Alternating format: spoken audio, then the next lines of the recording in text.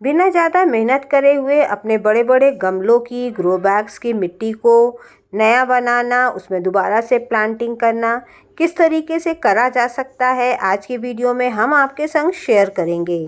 दोस्तों, मैं हूँ विजया और आप देख रहे हो विजयास क्रिएटिव गार्डन। हर टाइम गार्डनिंग में बहुत ज़्यादा मेहनत करने का मन नहीं करता है। कभी कभी लगता है बस ऐसे ही इंजॉय करें। तो आज हम बिना मेहनत के बताते हैं। मेरा दोस्तों, ये जो है बड़ा ग्रो बैग है जिसमें कि पालक लगी हुई थी जो बिल्कुल सूख गई है।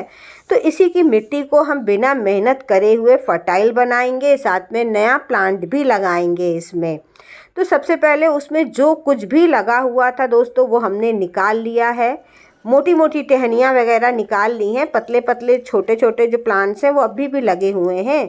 तो अगर आप मेहनत करना थोड़ा चाहते हो तो ये जितना भी वेस्ट मटेरियल निकला है दोबारा से वापस उसकी मिट्टी में डाल करके डिकम्पोज करने के लिए रेडी हो जाइए।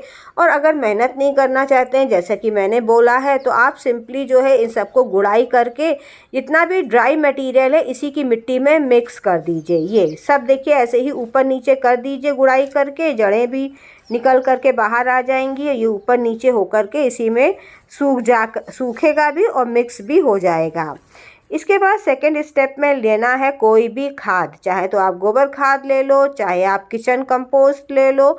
यहाँ पर हम जो है वर्मी कंपोस्ट यूज़ कर रहे हैं। वर्मी कंपोस्ट की मात्रा कितनी चाहिए ये आपके गमले के हिसाब से, आपके पास कितनी मिट्टी है उसके हिसाब से रहता है।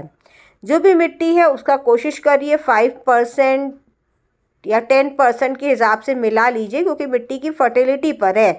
हमारी मिट्टी ऑलरेडी थोड़ी बहुत फर्टाइल रहती है, तो इसलिए हमने बहुत ज़्यादा नहीं मिला रहे हैं। हम जो है अंदाज से इसमें जो है 2 केजी के लगभग हम ये जो वर्मी कंपोस्ट है ये मिला देंगे। दोस्तों, वर्मी कंपोस्ट जानते हैं केचुओं से बनी रहती है, इसमें काफ़ी पोषक तत्व रहते हैं। तो ये है कि इससे जो है मिट्टी के जो खोए हुए पोषक तत्व हैं वो वापस आ जाएंगे और इसमें जो भी चीज़ें हम लगाएंगे वो अच्छे से ग्रो होगी। साथ में इसमें जो भी मटेरियल अभी हमने उल्टा पलटा है गुड़ाई करके, वो धीरे धीरे समय के साथ डिकम्पोज होगा, वो भी अपने न्यूट्रिएंट रिलीज़ करेगा। लेकिन कैसे करेगा ये आगे आपको बताएंगे। देखिए, ये हमने पूरे में वर्मी कंपोस्ट छिड़क दिया है, दूर दूर करके स्प्रिंकल कर दिया है। अब जो है थोड़ी बहुत मैंने जो है ये गार्डन सॉइल अपनी ले ली है, जिसमें कि मेरा गार्डन वेस्ट डिकम्पोज होता है। कुछ कारणवश मिट्टी बिल्कुल सूख गई है। मिट्टी जो है थोड़ी बहुत मॉइस्ट रहती है, नमी बनी रहती है, तो दोस्तों ज़्यादा अच्छा रहता है। उसमें जो माइक्रोबियल एक्टिविटीज़ है वो ज़िंदा रहती हैं।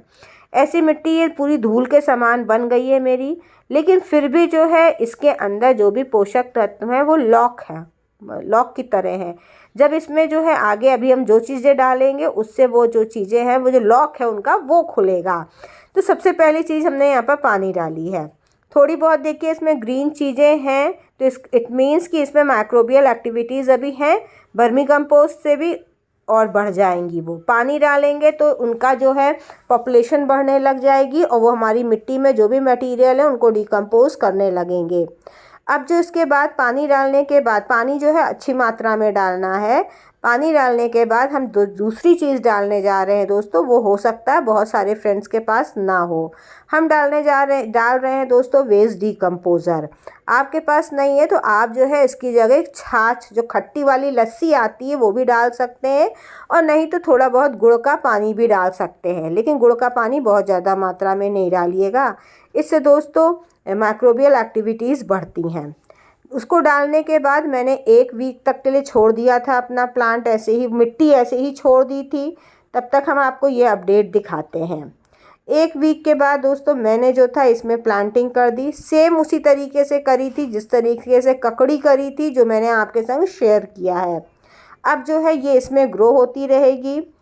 बिना मेहनत करे हुए मैंने इसमें ये लगा दिया है। जो भी वेस्ट मटेरियल पड़ा है वो डिकम्पोज हो जाएगा और अपने न्यूट्रिएंट समय के साथ रिलीज़ करता रहेगा। इसमें जो है 15 दिन बाद फिर मैं किचन कंपोस्ट एक बार यूज़ करूँगी। 15 दिन बाद किचन कंपोस्ट डालने के बाद मैं जो हूँ लिक्विड फर्टिलाइज़र बनाऊँगी और हर वीक जो है अपने इस वाले ग्रो बैग में डालते रहेंगे, जिससे कि इसकी मिट्टी की फर्टिलिटी बनी रहे। साथ में जो वेस्ट डिकम्पोज़र डाला है, छाछ डाला है, कुछ दिन बाद वो भी जो अंदर वेस्ट पड़ा हुआ है ना, सूखी टहनियों पत्तियों के रूप में, वो भी जो है उसको डिकम्पोज करके उसके न्यूट्रिएंट जो है रिलीज़ करेगा और हमारे प्लांट को मिलेगा। फिर मिलते हैं किसी नए वीडियो के साथ, तब तक के लिए गुड बाय।